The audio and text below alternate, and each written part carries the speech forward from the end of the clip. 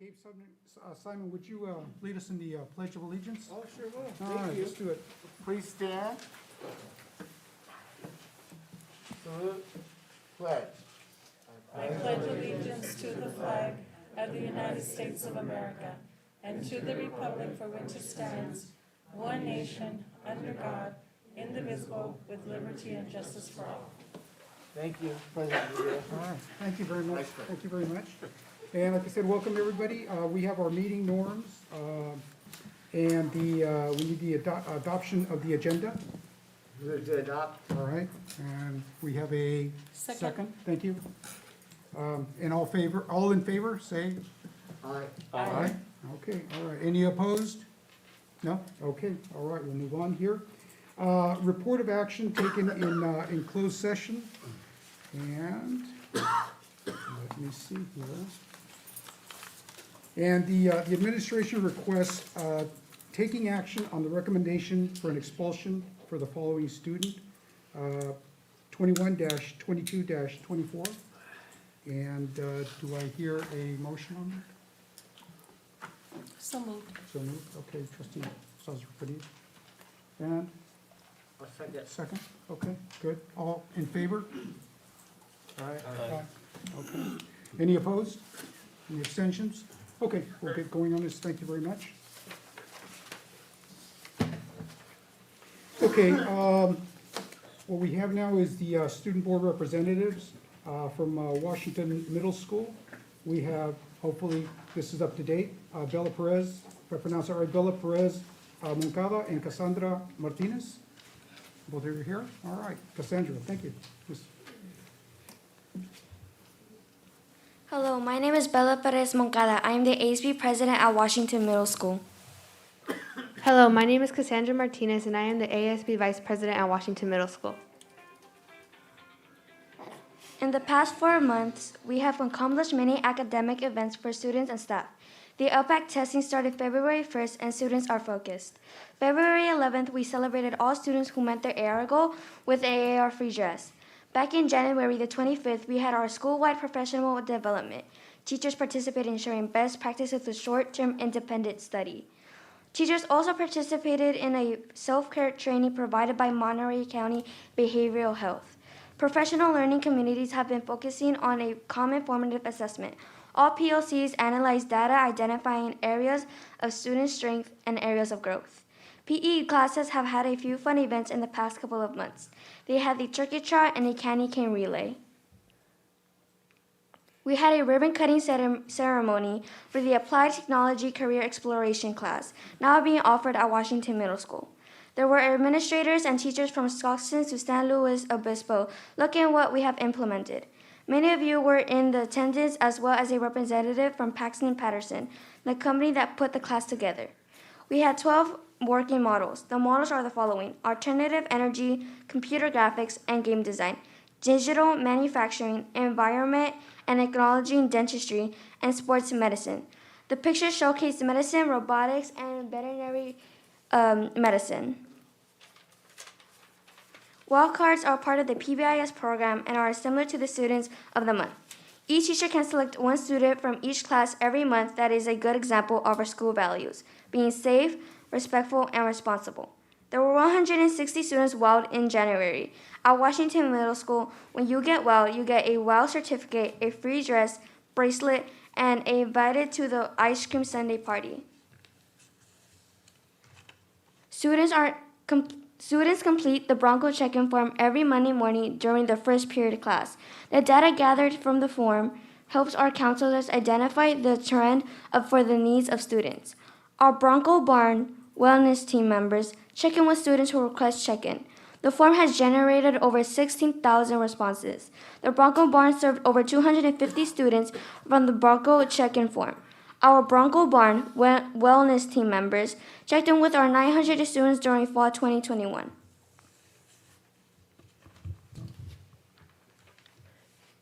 Every Friday, leadership hosts Friday Fun Day games during lunch in our garden area. It's a great opportunity for students to come together and have fun. Some games we've had are ping pong toss, let it snow, marshmallow hunt, cup launch, and steal a bacon with a twist. Here are some pictures of the ping pong toss into a Santa hat and the balloon launch. Over the holidays, we did some school-wide events like a Halloween costume contest, a Christmas hat week, a pajama day. We sold some Valentine grams for Valentine's Day, and we are currently celebrating Black History Month.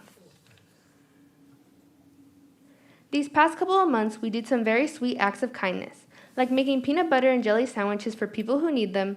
We did a cocoa for coats where students would bring in new or slightly used coats, and then we would give them a cup of hot cocoa in return. We donated all the coats we got to an organization called Jacob's Heart, which helps children with cancer. We made little sanitizers for all the staff members at Washington Middle School for Christmas. We also had a canned food drive where students would bring non-perishable food to donate. And most recently, we did something called Flood Them with Love, where leadership students made sweet Valentine's Day cards for the elderly, and then we mailed them to them. The leadership class had the opportunity to go on a field trip to Catacastle Student Leadership Day. Washington Middle School was one of 2 middle schools that attended this event. Leadership students had the opportunity to listen to 2 speakers and then go to workshops and learn from high school students about many different things that they do and prepare for at their high schools, such as digital posters, roadmap, homecoming, and many more interesting workshops. All students then had lunch and a fun dance party all together. It was a very fun and good learning experience. At Washington Middle School, we have an amazing class of life skills students. And the leadership class decided to do some fun holiday activities with them, like decorating Christmas cookies, making Christmas crafts with them like snowflake ornaments and reindeer handprints. And we also invited Santa to come and meet the students. This past fall, we had some fun lunchtime intramurals for students to participate in. A total of 168 students participated in our 3v3 basketball tournament, our dodgeball tournament, and our Mario Kart 8 Deluxe tournament. So far this spring, we have had 116 students participate in our lunchtime intramurals. We've had a flag football tournament, a Super Smash Bros. Ultimate tournament, and we have a 3v3 March Madness basketball tournament coming up, a FIFA World Cup tournament coming up, and more Mario Kart 8 Deluxe tournaments coming up for the rest of the school year. All of these fun tournaments are based on students' feedback.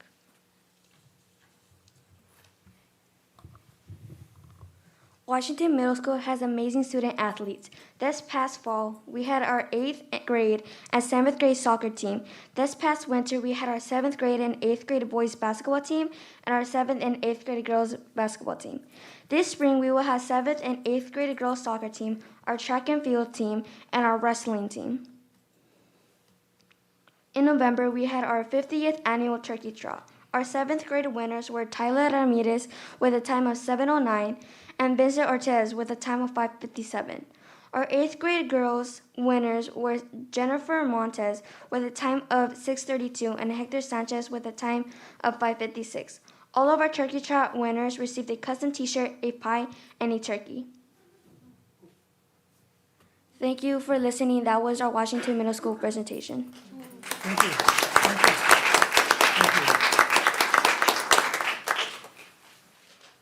And next, from North Salinas High School, we have Toby Carvajal and Caden Garcia. And looks like somebody got scratched out, so this should be right, right? All right, good, good. Thank you.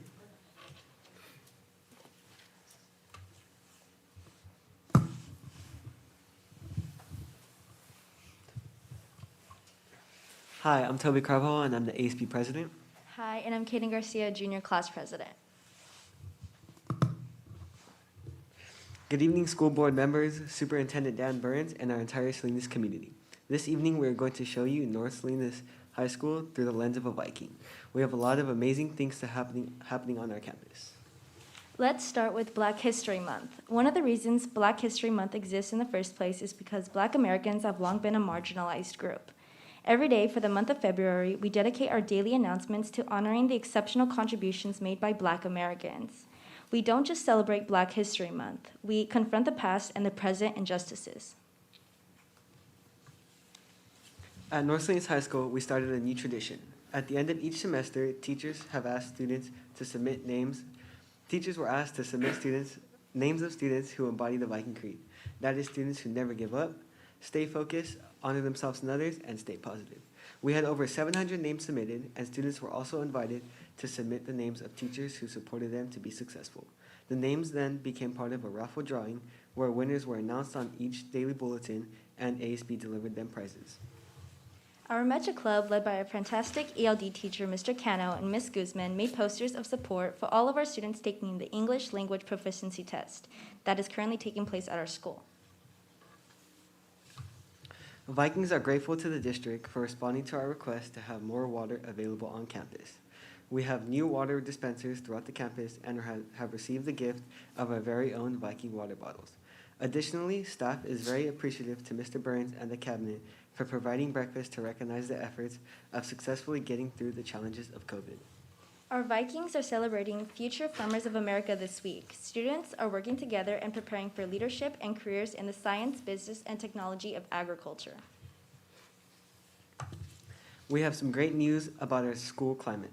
Since the beginning of the year, Vikings have worked hard to make sure that our campus is a positive place where students feel respected, welcome, and safe. Positivity is on the rise and discipline issues are on the decline. Since the beginning of the year, overall office discipline referrals have decreased by 42% and suspensions are down by 58%. Hearts, flowers, and a lot of love was swirling through the air at North Salinas High School. Miss Cruz and Mr. Ketterling's AP English classes created literature-based Valentine's, and Miss Robinson's floristry program was selling flower arrangements to everyone. Congratulations to Zoe Esposo, the winner of the Monterey Arts Council contest. Zoe says her love for art of skateboarding was the main inspiration, the art of learning how to fly as well as fall. This piece opened her world to a whole new level of art. All of our staff members are easy to celebrate. This month, we are congratulating Miss Diaz for being awarded the CTE Exemplary Pathway of the Year. She does a fantastic job preparing our students for future careers. We are so proud of two North Salinas High School Vikings. Our varsity football head coach, Mr. Ben Ciraldi, was chosen as the Monterey Herald Coach of the Year. And Viking senior Kevin Brown has successfully completed his program at El Puente while playing varsity soccer at North Salinas High School. Both Coach Ciraldi and Kevin Brown deserve the highest respect, honor, and praise for their hard work and accomplishments. At North Salinas, we have honored our winter sports seniors. These athletes have grown not just in their particular sport, but also in their leadership. We had 5 teams move on to championship games. The girls' soccer are the PCAL Mission Division champions and currently playing in the CCS semifinals. Boys soccer are the number 2 seed in the CCS semifinals. Wow. Girls basketball were the PCAL Gavilan Division co-champions, and Jacqueline Pacencia and Ariana Reyes will represent our female wrestling team at the state tournament this weekend. We are so proud of all the hard work and dedication that has gone into our winter sports. Both Congressman Jimmy Panetta and his father Leon Panetta were fascinating guest speakers for our history department. Our AP teacher, Mrs. Sarah White, does a phenomenal job recruiting community members to our school to share their stories and wisdom with us. The NSHS library is a major gathering place on our campus. Our library is always packed with students. School librarian Ms. Lopez has created a sailing environment for students to relax, study, and read. You should come and check out the Dragon Book Return that lights up when students drop off a book. And take a look at our growing book collections that are based on student requests and interests. This year's Winter Ball was held at the Monterey Beach House at the end of a beautiful sunny day. Students and a few lucky staff members danced and enjoyed their time around the fire pits. It was a great way to celebrate the season and enjoy another day with fellow Vikings. That is all for now, and we enjoyed sharing this with you and what it's like to be a Viking, and we end with the Viking Creed. Never give up. Stay focused. Honor yourselves and others. And stay positive. We appreciate your time. Thank you. All right, thank you. Okay, now we have individuals desiring to address the board. And basically our guidelines are 3 minutes on the up here. So Superintendent Burns here will call out the names and take it from here. Very good, thank you. Thank you, Trustee Rubio, Vice President Rubio. Individuals, just a reminder, you'll be allowed 3 minutes to address the board, and the board may limit total time to 20 minutes. Based on the number of slips, I think we're going to be okay tonight. So first up, we have Nancy Bernhardt.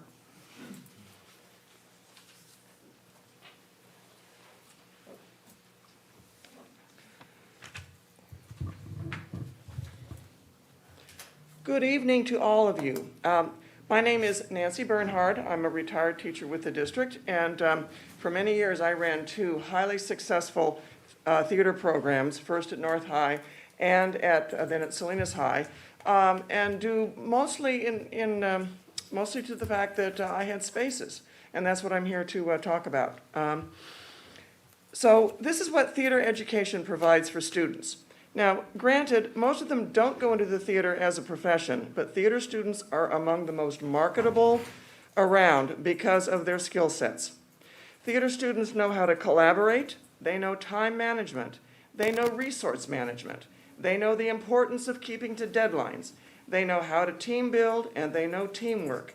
They have resiliency and they have grit. They know how to problem solve. They know how to think fast on their feet. They know how they learn not to fear taking risks. They know how to innovate, and theater students have empathy. They can do all of this with limited resources because they have had to, year after year. It's ironic, folks, that California has for years been known as the entertainment capital of the world. Yet school districts up and down the state are unsupportive of theater and invest little in it or take an inordinate amount of time to do so. Not willing to do so or shoving performing arts buildings to the back burner sends the message that this district is willing to support some programs but not others. Which brings us to equity. All students are to have equal access to education, skill development, career development, at least on paper.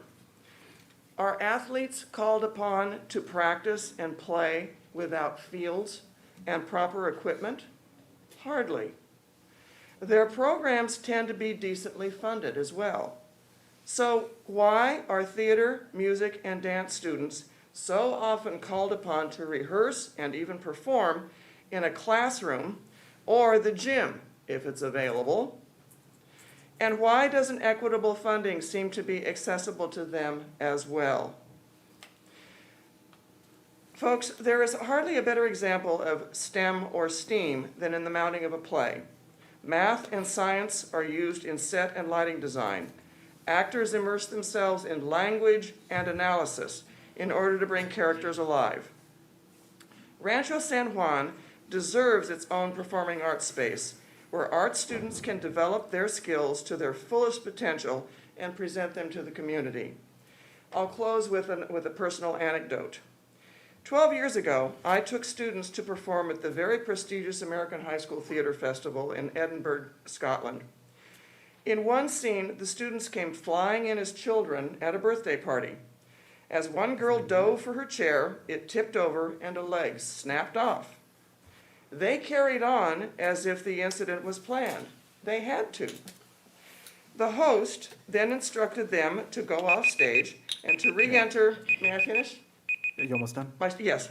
And to re-enter as their parents would have done. Somehow the broken chair went with them. Noelle, the actor, entered imitating her father. She had the chair leg in her hand and she was smoking it as if it was a stogie. The audience erupted. Resiliency, problem solving, thinking fast on her feet, taking a risk, innovation. This is what theater education in a performance space provides for students. Thank you. Thank you. Steve McDougall?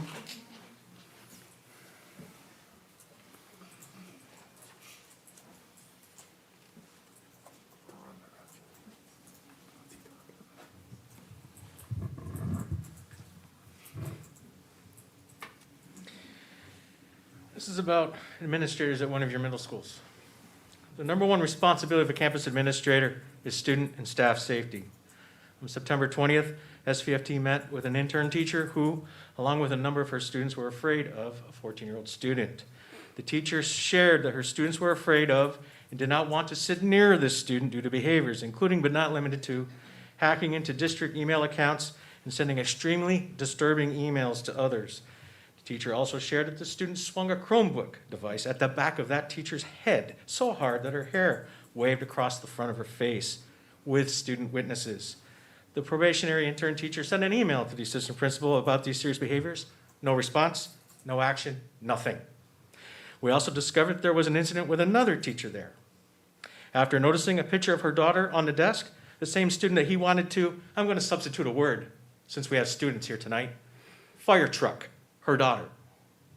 This teacher also reported to the assistant principal, no follow-up, no action, nothing. We confirmed that the site intervention specialist had not received a referral on this student.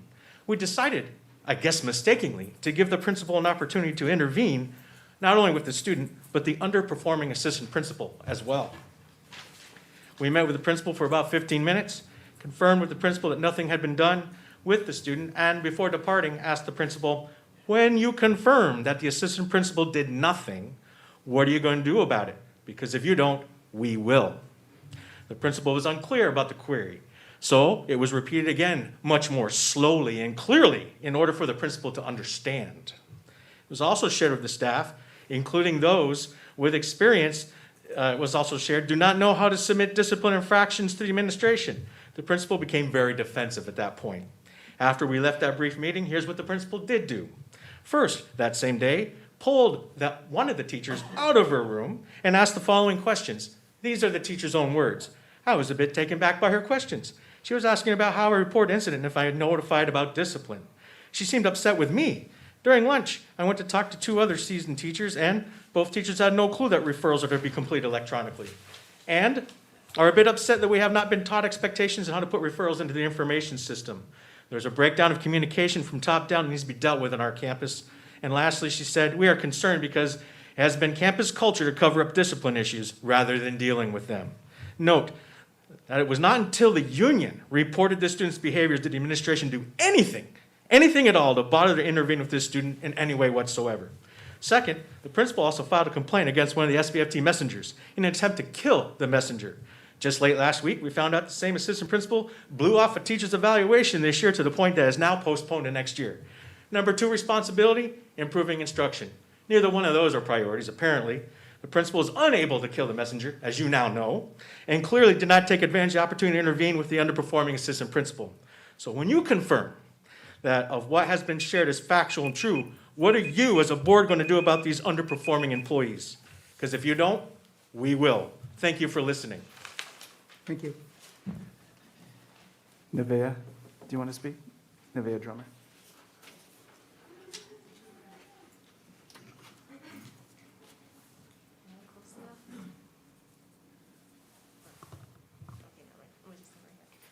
Okay. Hello, my name is Nevaeh Drummer. I attend Rancho San Juan and I am in the 11th grade, and I'm here to speak about the performing arts situation, and yeah, I'm gonna read off of my notes. So it makes me feel unappreciated and uncared for that there is no space for the band and choir students, because why wouldn't there be a designated room for the performing arts/music programs here at Rancho San Juan? The fact that there is no designated space for the band/choir and music makes me feel outraged that a certain type of human being would even think about taking away a music room and art room from the students who love the subject. To me, it makes no sense, and if adding a performing arts room was a part of the original plan, but y'all didn't have enough financials or time to build or create a certain space, then the board or whoever was in charge should have set the music room on hold and then should have came back to it when it was ready, not eliminate it from the plan or the blueprints. It makes me question if we, the art students, are less than or less important than the other facilities ran here.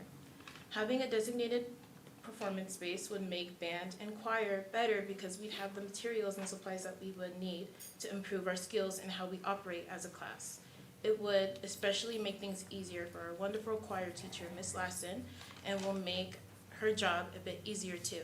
It will make things feel more efficient and organized. The room that we are in currently does not belong to us. It belongs to the wrestling team.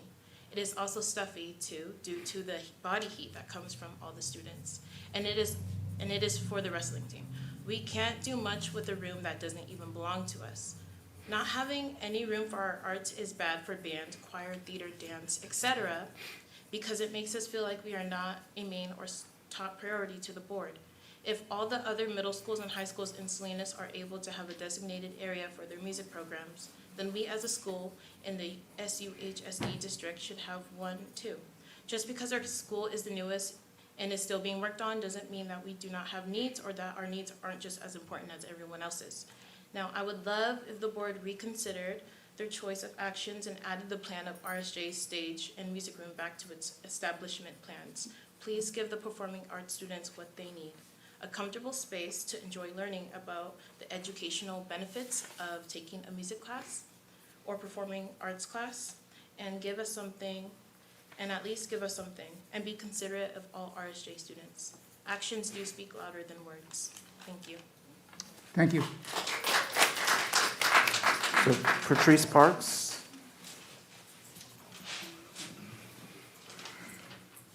Good evening, my name is Patrice Parks. Currently, I am the Rancho San Juan librarian, although I've spent 16 of my 22 years teaching English at both Salinas High and at Rancho San Juan. I too am here to speak about the Rancho San Juan arts facilities. To create is central to the human experience. Exposure to and training in the visual and performing arts is not an extra or elective to an academic education. They are, or should be, the center of a vital and rich education. In 2012, the National Endowment for the Arts published a study showing that students from low socioeconomic backgrounds who had experienced a high arts education program outperformed their peers from low socioeconomic backgrounds and low arts exposure on virtually every indicator measured, and significantly closed, and in some cases eliminated, the gap between low socioeconomic students and their socioeconomically advantaged peers. And it's not just standardized test scores that are positively affected. Science and writing scores on the National Assessment of Educational Progress were also impacted significantly. I will stop there because the research in support of the arts is overwhelming. And I know I'm preaching to the choir, get it, tonight, because every person in this room believes in a vital, dynamic, and rigorous public education. So why am I standing here preaching to the choir? Because there remains an inequity in arts education at Rancho San Juan. Rancho San Juan students lack access to appropriate arts curriculum as a result of a lack of access to appropriate arts facilities. It is no longer a legitimate excuse to label us the new school. RSJ is speeding to the end of our third year with a full roster of 1,700 students without adequate facilities for band, dance, and theater, as well as limited access to visual arts classes. A wrestling room is not a band room. A classroom is not a performance space. We do not ask baseball players to play in a football field, or vice versa. We do not ask science teachers to conduct their labs outside the cafeteria. Why then would we ask our arts teachers to grapple with inadequate and inappropriate facilities? As communities, we spend money on what we value. What does the seeming lack of will to spend needed funds on arts facilities say about the values of our educational community? The words innovate, equity, achieve on the Salinas Union High School District website reflect a promise to serve our students, to prepare them not only for college, but for life. There is no innovation without the arts. There is no equity without the arts. There is no full achievement without the arts. Please help rectify this inequity by moving forward with building the VAPA buildings at Rancho San Juan. Thank you. Before everybody else. Yeah, that's all the slips I have. Okay, we'll go to number 4, presentations, and we have under A, recognition of 2021 to 2022 winter season league champions. Thank you, Vice President Rubio. At this time, I'd like to take the opportunity to recognize the 2021-22 winter season league champions. All the schools received their resolution so they can present to their teams. We'll start with Everett Alvarez High School, varsity boys basketball team. North Salinas High School, varsity girls soccer and basketball teams. Rancho San Juan High School, varsity girls soccer. And Salinas High School, varsity girls wrestling. Congratulations to all of our student athletes.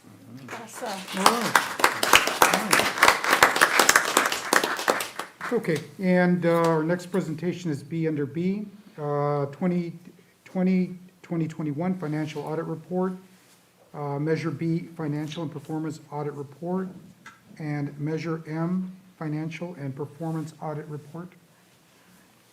Thank you. Vice President Rubio. At this time, I'd like to introduce you to Linda Young with Ide Bailey, and she's here to provide us with the report on the 2021 audit. Thank you. Thank you. Welcome. Thank you. Thank you. Thank you, Anna. As Anna said, my name is Linda Yang, and I am a senior associate with Ide Bailey. Ide Bailey is one of the top 25 accounting firms in the nation, and we audit about 25% of the school districts here in California. And I've been doing this since 2003, so about 17 years that I've been auditing schools.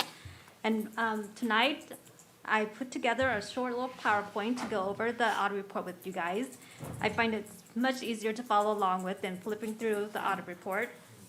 And so on the slide here, I also have, can you please go back, sorry. I have my contact information, my email, and that's my direct phone number in case you should have any questions or any concerns that you want to express to me directly.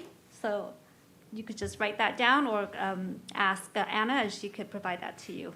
Okay, next slide. So the audit report. I'm going to go over the district audit report first. There are 6 sections in the audit report. We have the independent auditor's report that gives us the result of the report, the management's discussion analysis. That's kind of like management's highlight of the year.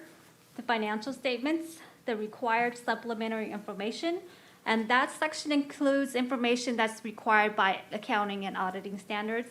And then the supplementary information section includes information that's required by the CDE and by the feds. And lastly, the findings are always at the back of the report. Next, please. So the independent auditor's report. This year, we had no findings in regards to federal and state compliance and internal controls. We found that the financial statements were reported, were not misstated in any way. So everything looked good. So next slide. The management discussion analysis, I always recommend that you read this section if you don't want to read through the whole report and get confused. This is more of like a summary or clip notes to the audit report. It's a much easier read than reading through all the details and getting lost in it. Just to let you know, they all read all 99 pages. Yeah. They're ready. Yeah. Next, please. The financial statements. Now, there are 2 types of financial statements in there. We have the government-wide, which includes your long-term items, such as your capital assets and your debt, long-term debts. Then there's the government fund financial statements, which are more like your budgets. It doesn't include any of those long-term items. It's more like what you're used to seeing in your budgets and your unaudited actuals. And then we have the notes to the financial statements, and those provide more details on some of the line items if you are interested or curious about what those line items are. Next, please. And so here I have a summary of the balance sheet for the government-wide financial statements. So this one includes your long-term items. So for the assets for this year, the district had $514 million, and liabilities, $456 million. And so your assets less your liabilities gives you your net position of $58 million for the year. So for your assets, district had capital assets of $255 million. And the liabilities included long-term debts of your bonds at $133 million, so the solar lease at $17, the OPEB at $46, and then your STIRS and PERS pension at $217. On here, I didn't have the vacation accruals. The vacation accruals were about $600,000 for the year. Next, please. So on to the fund financial statements. Those are the financial statements that don't include those long-term items. And we had one new change this year, and it's the implementation of GASB 84. It's a new accounting standards. And what it did was it required that the ASB and your scholarships be reported in Fund 08. So what that means is that now the ASB is reported alongside of your general fund, your cafeteria, your building fund, and it's required to be submitted in SACs to the state, to CDE. Next. And so here I have a summary of the income statement for the fund financial statements that don't include the long-term items. And for the general fund during the year, the general fund had 250 million in revenues, 229 in expenditures. So your revenues less your expenditures gives you an increase of 21 million to the general fund, ending at 75 million. In this general fund, we include Fund 17 and 20. As required by accounting standards, Fund 17 and 20 are unrestricted funds, so they're required to be included in there. Now, all the other funds had revenues of 45 million, expenditures of 21 million. Our revenues less our expenditures gives us an increase of 24 million with a 94 million ending fund balance for the year. And so here, this all other funds, it includes the Fund 08, which is required by the new accounting standards. Next slide. And then now here we have the schedule of financial trends and analysis. I always like to go over this one just because it'll give you a good idea of how the district is doing financially. It's a 3-year look at your primary operating fund, your general fund. So in the past 3 years, the district operated at a surplus in the 2 out of 3 years. And just looking at the available reserve, you can see that there's a trend of increasing reserves. Along with that, the reserve percentages has also increased over the years. The minimum requirement by CDE is 3%, and in 2021, the district had about 18% in reserve. The ADA has also increased over the years. In 2021, though, we reported the 2020 ADA, and that's because the district was funded on the 2020 ADA, and they weren't required to track ADA because of distance learning. And next. So for the findings, like I mentioned, there weren't any findings. And then I know that you guys are used to seeing ASB findings. That was I was wondering about that. Yeah. What happened? That concern Who was left them brought up out? to us. Because of COVID-19, we knew that ASB wasn't going to have a lot of activity, or if any, especially at the elementary level. So we didn't audit ASB, and we didn't follow up on any of the findings from 2020. But we will be doing it this year in 2022. We will be going out to the sites and doing the ASB audit. Our audit will be slightly different now because the ASB is now a government fund. So the approach to it will be slightly different, but we still will be focusing on best practice areas to make sure that there are good internal controls in place for ASB. So next. Before I start on the Measure M and Measure B bond audits, any questions for me so far? Okay, next please. So for the bond audits, the bond audits have 2 sections or 2 audits. We have the financial audit and the performance audit. The financial audit is similar to the district regular audits where we look at the year-end numbers and we validate the balances. And then the performance audit basically kind of spells out how we did our audit and what our audit step is to determine if the expenditures are in compliance. Next slide. So for the financial audit, here I have the income statement for Measure B and Measure M. So in 2021, Measure B had revenues of 6 million, not 6 million, 0.6 million, mostly interest, and then expenditures of 2 million. And so the Measure B went down by 1.4 million, with 41 million remaining in the bond. Measure M had 75,000 in interest, and 1.2 million was spent out of there, decreasing by 1 million, with 5.1 million remaining in that bond. Next. And the performance audit, so this is what we tested. Measure B had about 1.9 million in expenditures, and we tested 1.5 million of that, which was about 75% of the expenditures. And Measure M had about 1.2 million in expenditures, and we tested about 99% of that, almost 100% of those expenditures. And from our testing, we concluded that Salinas Unified School District has properly accounted for the expenditures held in Measure B and Measure M, and that such expenditures were made for authorized bond projects. Next. So that concludes my short little presentation. Any questions, comments? Any? Go ahead. I just Go ahead. would share a comment that when I received the packet in the mail, the first thing I said, okay, let me get my highlighter and let me sit down and get ready. And I said, what do you mean there's no findings? I appreciate a great audit, but nothing's perfect, and that's how you learn. Right. And so, but once I called and Anna's like, well, they didn't check, for the ASB, so I was like, oh, okay, it made sense. But at first I was like, how do you learn if there's no ability to learn from your mistakes? Right. In other words, so we always find that the ASB has some types of findings. So I appreciated the fact that we had no findings. It was awesome. Yeah, and also with the ASB, we didn't think it would be fair to them since they weren't operating at the level that they normally would be. So we figured it would be best to wait until the school was open and do the ASB audit then. Yes, thank you. Trustee Claire? No? Nothing else? Anything? No? Okay, anything? No, I kind of did the same thing like Trustee Padilla. Trying to read 100 pages of a book's not gonna happen, too many pages. So what I do is kind of read like a book. I read the introduction and then the summary. So I read the first couple pages and then the last pages, and that to me is good enough.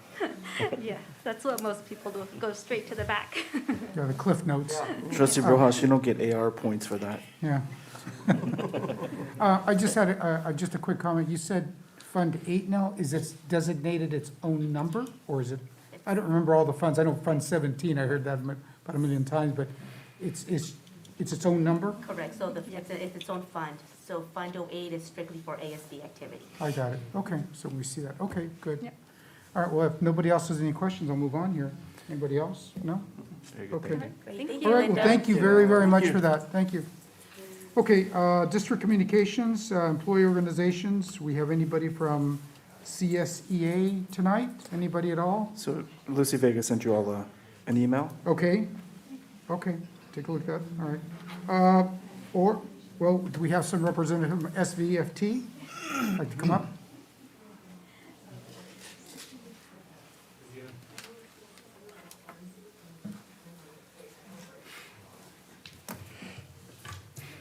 Good evening, board, members of cabinet, and Superintendent Burns. There really is a lot to celebrate tonight. I appreciated the naming of the athletic teams, and we have some CCS wrestlers that are doing very well, and we should be so proud of them. And the audit is positive, and we should recognize the work of the business office for their accounting practices during a year that there was a lot of moving money. On that note, yes, the money note, SVFT has one ask before we share some concerns. We're bargaining the rate of pay for summer school. You have in your board agenda a summary of what the schedules would look like, but we haven't agreed yet upon the rate of pay. I sent a survey to the membership this weekend, and over 400 members have already responded. And here are my favorite quotes from the survey. Quote, "My answer to teaching summer school is no, because I am emotionally and mentally burnt out. But I know other teachers would be thrilled to teach if the pay were higher." This is a second quote. "I worked summer school last year at $80 an hour, and that is the level of instruction that I provided. If the district feels that I am now worth 37% less, does that mean they expect me to teach 37% less? This year is no easier than last year. The needs of students this summer is going to be significant, and your teachers are even more tired than they were last year. We're asking for a higher rate of pay than what is currently being proposed. 40% of the respondents already say they will not teach summer school. Supply and demand will definitely will require a higher rate of pay. We ask the board to support us. And now on to our concerns. Today feels like winter. And that chill in the air is what SVFT has felt from the district for the past couple months. SVFT and the district are definitely having issues that the board should be aware of. Allow me to take us back to 2 years ago and how we all worked together to protect our students, staff, and community when we first learned of this pandemic. We were partners. I'm certain that there wasn't a weekend any of us in SVFT leadership didn't work alongside Cabinet to address the ever-changing needs. And more recently, more specifically last year, right around this time, SVFT leadership continued to work with the board and Cabinet to prepare for the reopening of schools under intense political and community pressure. And we were partners. We didn't fight the realities. And those who were paying attention, we knew what was going to happen. I'm not sure all of your employees were paying attention to the difficult decisions we all had to make last year. However, February 2022, SVFT is viewed very differently by some of your leadership. Exhibit A. At the negotiating table, the district proposed increasing the number of professional development days. When SVFT was asked for their representatives' names, I selected instructional leaders in the district who would be representatives of all the different jobs. A high school PE teacher, a middle school PE teacher, a high school AP and shelter teacher, a special education teacher, a counselor. And you know what I was told? Please select one name. And when I didn't respond to the email, out of complete disgust, the organizer hand-selected from my list, but didn't include me. Fine, I have enough to do. But tomorrow we return to the bargaining table. And my thought process about PD days is a little shady. I think the district has forgotten that for the past 2 years, SVFT was your partner. Now, evidently, they don't have a seat at the table for us. Again, this isn't a problem for SVFT. We'll see how it works out for the district. Exhibit B. SVFT overheard a conversation where it was stated that 3 principals didn't want to work with the union because we are obstructionists. Really? Where have these principals been the past 2 years? I know where I was on Saturday morning with Dr. Baltasar Sabah, with Anna, oftentimes with Superintendent Burns.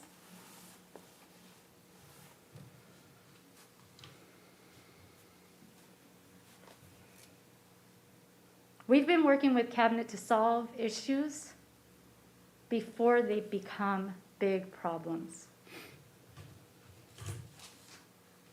I actually don't know what to think about all of this, but if your principals don't like labor agreements, perhaps they don't understand that it is a contract between, and in fact, it's a mutual agreement between an employer and their employees.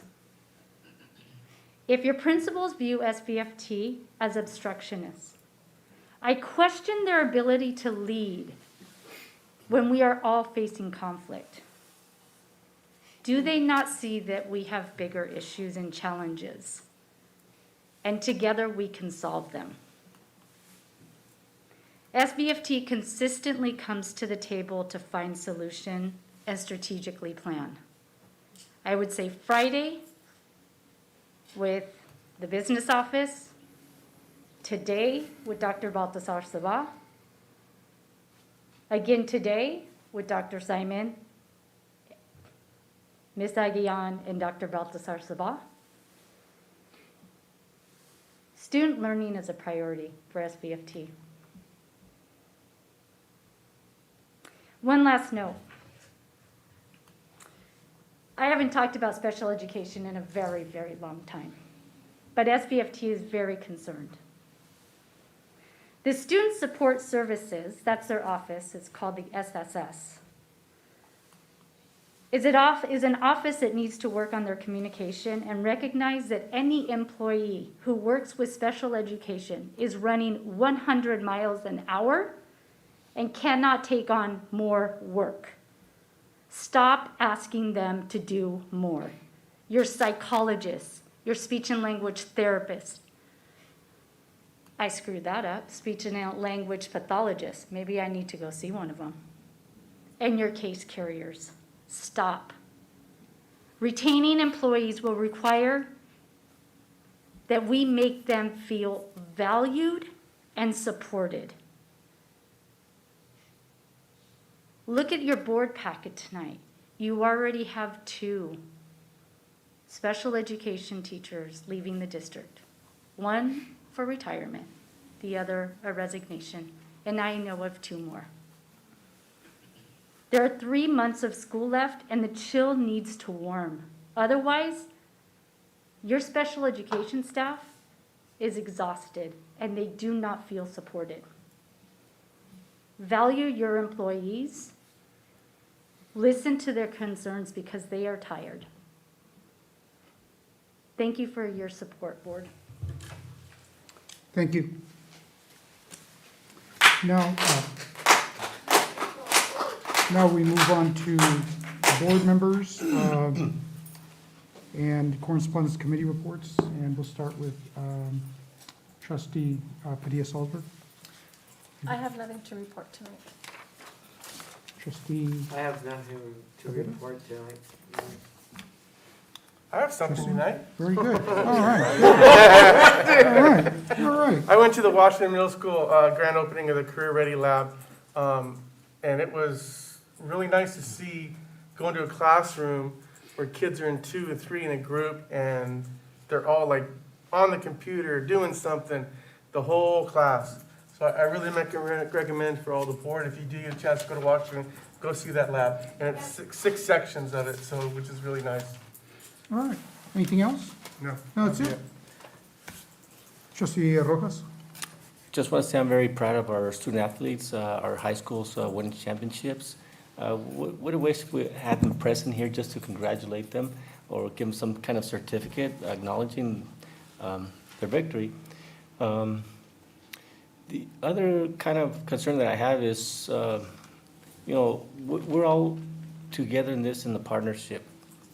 SVFT, CSCA, our district, we all need to work together. Because in the long run, I mean, the ones who will be affected is our children. So we kind of have to always keep in mind the kids. I mean, I have this model that I've always kind of have implemented wherever I go, is always take care of your employees because your employees will take care of you. And if it means, kind of budging a little bit, kind of meet them halfway, let's do it. Let's just go that route and take care of our kids and our staff. That's it? All right, thank you. I just had a meeting this last week with the staff about the reading levels for the ELs, and it was a really good meeting. I see Antonio Garcia here today, and Blanca here. We had the meeting, and thank you very much. That was very good for having that meeting, and I was, pretty much schooled on a lot of the stuff, so thank you, and I'm happy that the DLAC is going to be part of the presentation today, so thank you very much. I'll turn it over to the superintendent. Thank you, Vice President Rubio. I don't know where we're getting the feedback, but, okay, so a couple quick announcements. Great story in the Herald today about our wellness centers, all the extra work and everything that's being done to support students during difficult times. Thank you, Mr. McDougall. The first Fridays downtown, if I haven't said that previously, the first Friday of the month is Arts Days downtown. So if you wander around and you're having a meal or a water, you're going to have students in the neighborhood showing their artwork, playing music, and showing all the great work that they are learning in classes. So I had an opportunity to connect with 2 students from North Salinas High School there. And once they realized who I was, they took out cameras and started taking pictures. So And it was all good. It was all good. I still have my job, so it's all good. Open houses, just I kind of give you some notice on this last week, but we have canceled the open houses at middle schools. So with all of the surge in Omicron and all the stuff going on at campuses, we just felt it was better to not host these at this time in person. So schools are doing some virtual online types of orientation, especially for our incoming sixth graders. And then they're also going to have sixth graders visit the campuses and do tours of the campuses as well. Also, a complicated issue, I've given you some information in the past that with the new law changing the bell schedule start times for high schools, and it's going to result in our middle schools changing as well. So I've appreciated the work with SVFT president over the weekend, and I'm sure all of us, Anna as well, when we close our eyes, we're thinking about numbers and bells and when they're going to ring and whether buses can pick up kids or not. So it's a complicated issue. I'll get you more information. We'll have a presentation in a future meeting. Our Diversity, Equity, Inclusion Strategic Plan team met last week for the kickoff meeting. It was really quality conversations and a lot of work ahead of us. There's over 20 members from our community representing all of our different groups and stakeholders. This week is also National Public Schools Week, which is our work. This is the business we do. So congratulations, and let's celebrate National Public Schools Week. As we've talked about before, I'll have Beatrice look at a possible date that we can reconvene and have the board development session. And we had to cancel last time, obviously, because of the Omicron outbreak.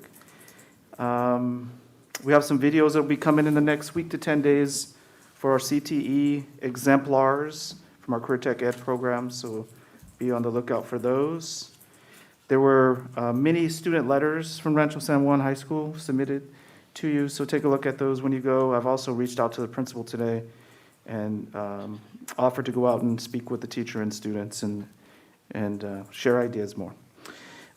Last week, we were notified officially that Mount Toro High School is a model continuation high school once again.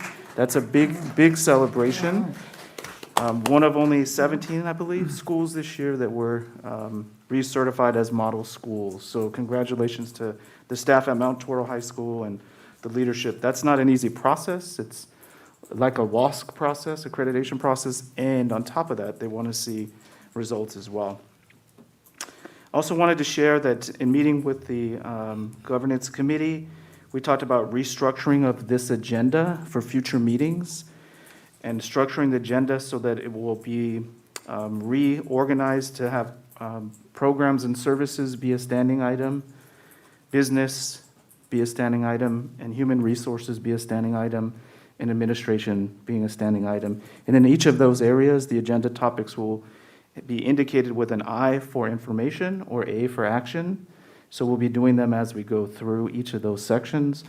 And this is an effort for us to have more opportunities to have student achievement types of information items and to have a little bit more structure. So you'll probably see a little different looking agenda. Hopefully we can get that ready for the next board meeting. So those are my topics for the night.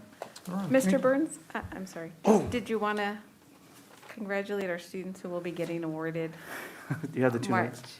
March 5th, 6th, the California Council for Social Studies. We have Faith West and Brianna Smith from Salinas High School, the 2 students who started the Cultural Awareness Club. They're being awarded the Equity, Inclusion, and Social Justice Award. And so we're flying them and their parents down to Orange County to receive the award the weekend of March 5th. All right, Thank you. All right. It's on here. Ask Blanca. All right. Thank you. Okay, thank you. Unfortunately, we think too much alike. Very good. That's all. Okay, right. now moving to number 8, action items. A is Resolution 22-54, Cesar E. Chavez Day, and I have Move to adopt. trustee Tavera, Second? trustees Padilla Salzberg, thank you, and all in favor? Aye. All right, okay, any opposed? Sorry, no, okay. B is Resolution 22-55, School Social Workers Week, And do I have a motion on that? Trustee Tabera? I'll move to adopt. And I'll second. Trustees Salzburg? Padilla? And all in favor? Aye. Aye. Okay, all right, thank you. Any opposed? No? All right, good. The last one is C, provisional internship permit request for Jason Tadman. Trustee Ross, Motion to approve. can I have a second? Second? All right, trustee Feliz? Okay. And all in favor? Aye. So- Aye. Any opposed? No? Okay, let's move on then. We're on to informational items, item number 9 here. The DLAC, the District English Learner Advisory Committee needs assessment. And Thank you, Mr. Rubio. So I'm going to have Mr. Antonio Garcia come up and give this report. And what I want to say is that every year, about this time, we collect data from our DLAC specifically to get information about what their needs may be so that we can incorporate them in next school year's LCAP. And so tonight is a summary of that information. Good evening, board. Good evening, cabinet. Good evening, community. When I was assigned to support the DLAC, Dr. Blanca Botsasava said that it will become your favorite meetings or one of your favorite meetings, and it has. So my job tonight is to do justice to our parents that work to put this report together. So next slide, please. We always, at our DLAC meetings, ground our parents with why we're there to support our English learners. So we, you can see a photograph at Salinas High School, and the idea is to get all our kids to that finish line, including our English learners. And next slide, please. These wonderful parents are doing the work even through virtual meetings, even through the pandemic. Even though they're tired, they're showing up and they're there and they're amazing. So if you ever have a chance to join us, I know Trustee Rojas has been there with us several times.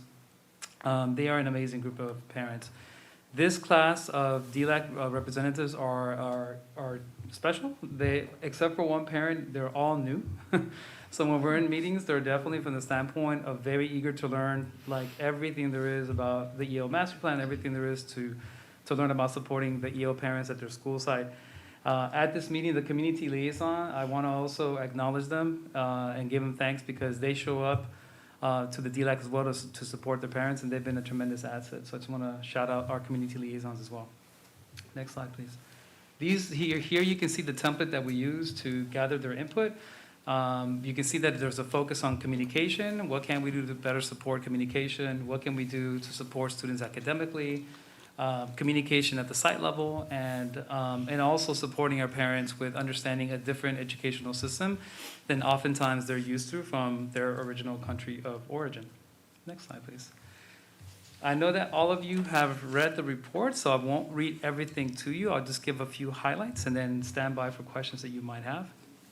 In regards to communicating with students, these parents are on top of it. They're innovative with their ideas. So one of the things that they said that they would love to do is, instead of just also getting workshops on how to communicate better with students, they would actually love to have workshops where they can attend things together. So part of learning how to communicate better with your child is actually to learn alongside with them. So there's oftentimes workshops for students or workshops for parents. So they threw out the idea of having workshops together, which is great. Right, still there? Sorry, yeah, next slide. For B, in this segment on supporting students academically, one of the things that they continue, even though we have new representatives from last year, by and large, except for one parent, there's still the theme that they want more time with counselors. They need that support to understand the U.S. educational system, to better support their student. So more time with counselors is definitely a theme that we had in our conversation. Again, their innovation or their thinking outside the box, part of the way that they thought they could help their students better is if each from their school, they can receive like a one-sheeter so that they would know what's available for intervention at their school site. So what are all the different things that are available for my child? Where can I go? Who can I email? Where can I call for different support? So I thought, again, that was a magnificent idea that parents brought forward.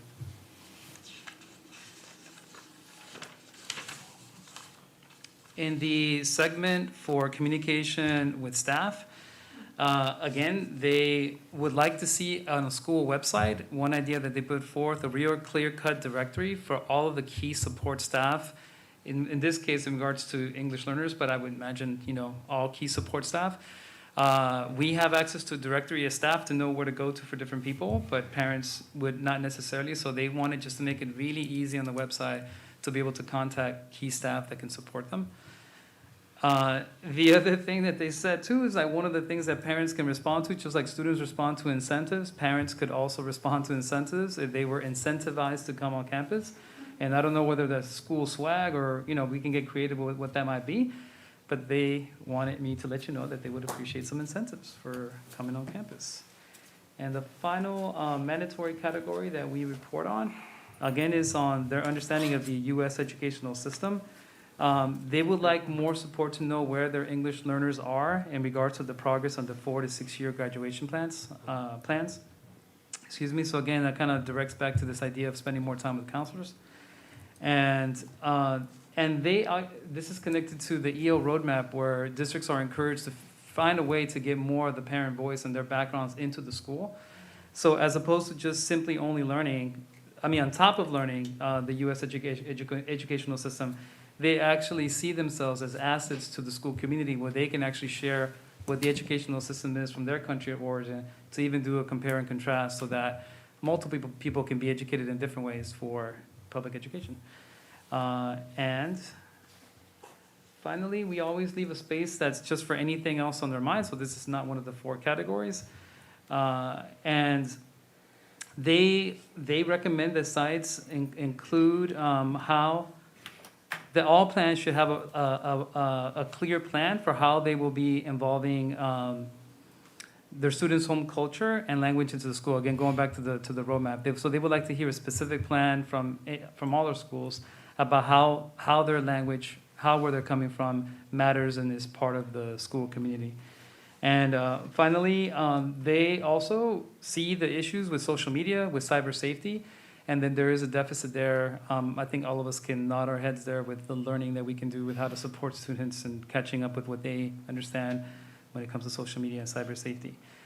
And one of my next steps is to, again, we look at also the LCAP survey data that we're going to receive back, along with the recommendations to see where there are opportunities in our LCAP and in our plans moving forward to respond to some of our parent needs. So I'm looking forward to reporting back to this group of wonderful parents in the near future. And that concludes the summary of what your DLAG parents are saying that they would like. Might you have any questions? Any questions? No. I just had one small one. We used to get an invite to the meetings, and I don't know if I missed them. If I missed them, you can correct me, but I haven't seen any invites even for the virtual. Okay, we can definitely make sure that all trustees receive the invitation. Yeah, I'd like to, at least listen in on the meetings with seeing that, the size and scope of this community is huge. So, yeah, I'd like to please. So that we don't go over a quorum, who else would be interested? Just in case you all show up at the same time. Me too, because I was gonna kind of ask Antonio on the side about how come you're not inviting me no more to your DLAC meetings? Yeah. So, Okay, so the 2 of you will invite? Yeah. Okay, perfect. Yeah, you know what, and if it would be so kind, it's just, you can text me too, if you can, please. I know you're not my personal secretary or anything like that, but, the given thing, I want to be there, and I put the stuff on and just give out like a day warning, if you can, please, We'll make sure you get the invitation, and looking forward to having you. Yeah, please, just a please. Okay, well, thank you for that, thank you, and thank you for your presentation earlier this week, I really appreciate it, so thank you very much. You're welcome. Thank you. Okay, so on the information items, we have a B, 2022 summer school session. Yeah, so what we have here are the dates. We wanted to get the dates out. So for high school, it will be Monday through Thursdays, June 6th through June 30th. So once again, for high school, it will start June 6th for students through June 30th, Monday through Thursday. And then the last week of summer school is Tuesday through Friday, July 5th through the 7th. For middle school, it's a shorter session, so it also starts June 6th, Monday through Thursday, and it goes through June 30th, and it ends. So it's just information for the community so that as they're making plans for the summer, they're aware of what those dates will be. And does anybody have any questions? No? Philip, any question? No? Is there like only so much space in there? It's not obviously open to everybody in the school, right? There's limits, there's caps? Correct. The focus for summer intercession, the priority is always for 10th and 12th graders for credit recovery, so students who are missing credits. And then our incoming 7th graders and 9th graders, we tend to do a transition program, so we do a summer bridge program for them that tends to be shorter sometimes. But yes, it is prioritized based. And so if we didn't have enough staff, then we prioritize seniors first, juniors, sophomores, and so on and so forth. But there's so many sections or classes or spots Correct. only, I mean, there's a finite amount, is my. Correct.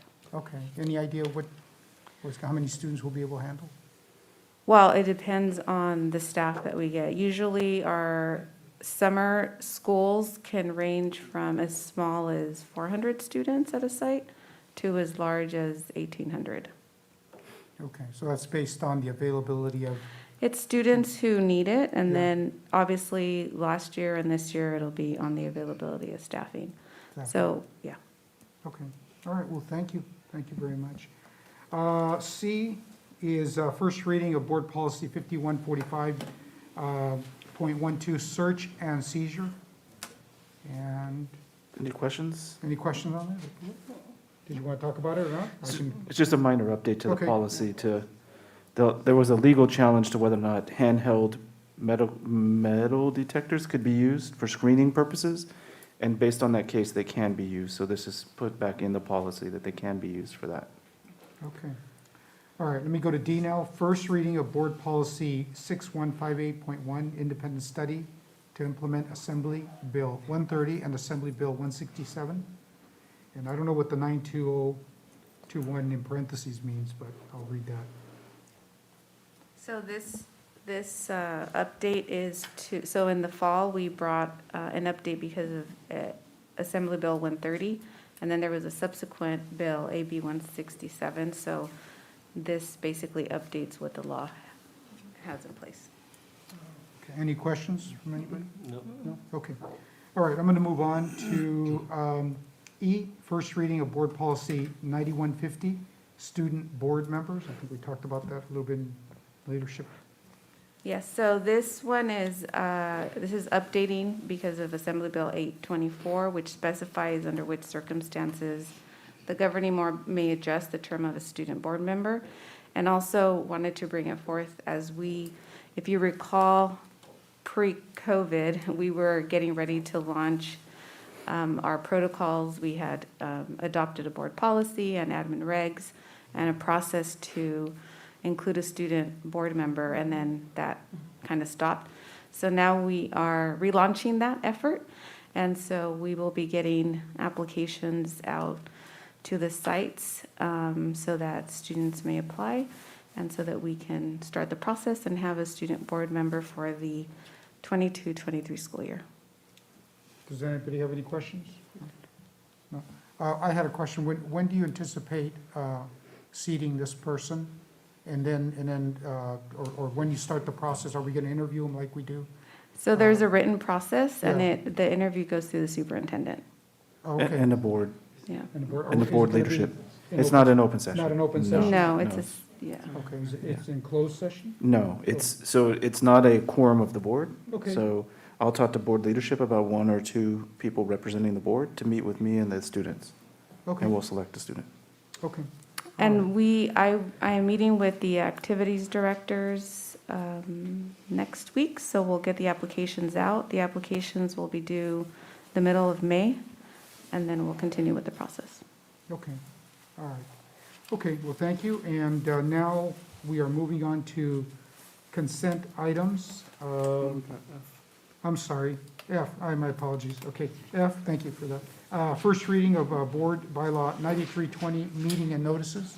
So this is just a minor update based on AB 361, which is a new law, that it authorized the board to have teleconferenced meetings if needed during these times under the emergency declaration. So it extended that out to 2024 if needed. So are we gonna have to do what we're doing now, which is, I think it's good, but continue with the recordings? Is that part of that? No, it's so not? this Okay. just says that if we needed to have a full Zoom teleconference type Okay. meeting, we could, up to Okay. 2024. I understand, okay. All right, now, on to the consent items. There's a lot of stuff here. Anybody have any questions on any of them at all? No? Move Okay. to adopt. Okay. Trustee Second. Cabrera? Trustee Padilla-Salzberg? Second. And all in favor of consent items? Aye. Aye. Okay, any opposed? No? Okay, that's it. Let me see here, future agenda items, if we have any, I guess give them to the superintendent. And future board meetings, we've got March 8th and then the 22nd of March. And I'm going to adjourn the meeting. Thank you very much. I need a motion to adjourn the meeting, right? No? It's usually a good protocol. Okay, well, let me I real quick. adjourn. What's that? I adjourn. You adjourn? Second. Second, okay, good. All those in favor? Yes, aye, good, we're done, Done. thank you. Thank you.